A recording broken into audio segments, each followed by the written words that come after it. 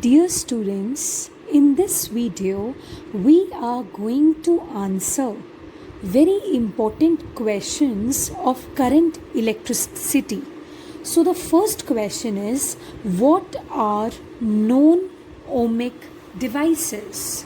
Known ohmic devices are the ones which do not obey Ohm's law. Which do not obey Ohm's law.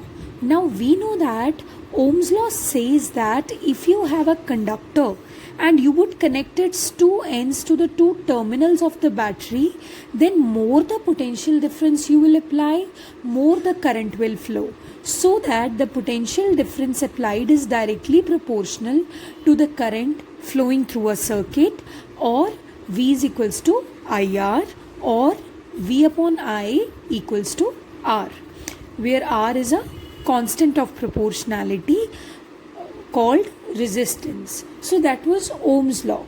But what are known ohmic devices? They do not obey Ohm's law.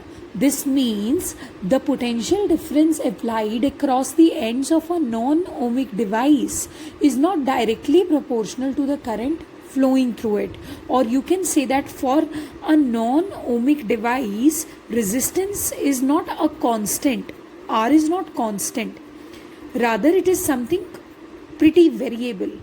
So that is a non-ohmic device. Okay. So first of all, first characteristic is VI graph for a non-ohmic device is not linear. For a non-ohmic device which doesn't obey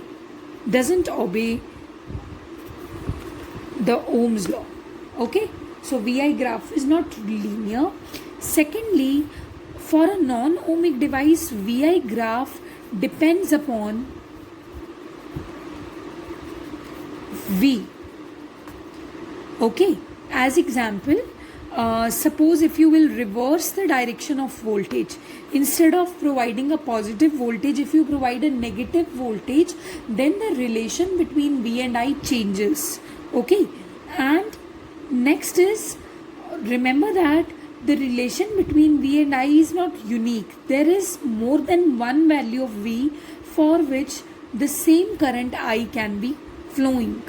Okay, so these are the non-ohmic devices. So this is our first question which has been answered, and the examples include semiconductors. Semiconductors are not entirely conductors, so what happens there, the voltage is not directly proportional to the current. Okay, then we have vacuum tubes. They are also non-ohmic devices. Now we will answer the next question, which is, what is a thermistor? Now thermistor is a heat sensitive device. This word thermo or therm suggests that it has to do something with heat. So basically it is a heat sensitive device whose resistivity changes very rapidly with the change of temperature. Okay, if you would increase the temperature, then the resistivity will rapidly change. If you would decrease the temperature, then the resistivity would rapidly change. So basically thermistor is what? Thermistor is a heat sensitive device whose resistivity depends upon the temperature. Okay, and remember that the temperature coefficient of resistivity of a thermistor, alpha, is very high. It could be positive, it could be negative, depends upon the type of thermistor you have taken. They are usually prepared from the oxides of various metals like nickel, iron, copper, cobalt, etc. They are also known as semiconductors. The size of thermistor is so small and they are generally in the form of beads. Okay, so these are the thermistors, heat sensitive devices whose resistivity is largely controlled by the change of temperature. Next question is, how is a thermistor different from any ordinary resistance?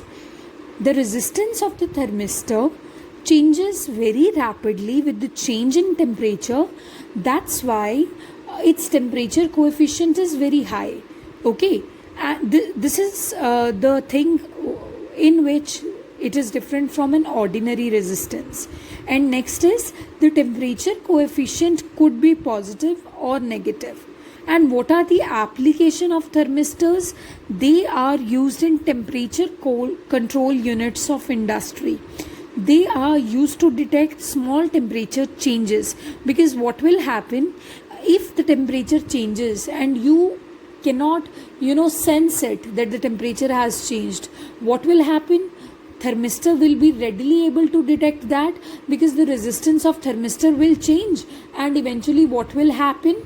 Eventually thermistor's resistance will change and large current will flow, and from that we can conclude that the temperature change has occurred. So this way we get to know about the temperature changes also, and they are used for voltage stabilization, remote sensing. Okay, so next question that we are going to answer here is superconductivity. What is a superconductivity? Superconductivity is a phenomena, a very strange phenomena, that if you have a conductor, okay, you have a metallic conductor or simply a conductor, and you would keep on decreasing its temperature, then if you would take it to 0 Kelvin, you would reduce the temperature so much that the resistance of that will almost become zero. That phenomena is known as superconductivity, where the resistance absolutely vanishes. So that temperature where the resistance reaches to the minimum value, the zero value, it completely disappears. That temperature is known as critical temperature or transition temperature, because the transition has just occurred. The metal, the conductor, has reached to a state where it is now a superconductor. So this is superconductivity. Okay, superconductivity is basically the property because of which a metal alloy or oxide shows zero resistance at a very very low temperature. It almost drops to zero. Okay, and what happens, why this happens? Because when superconductivity stage is reached, the free electrons are no longer independent.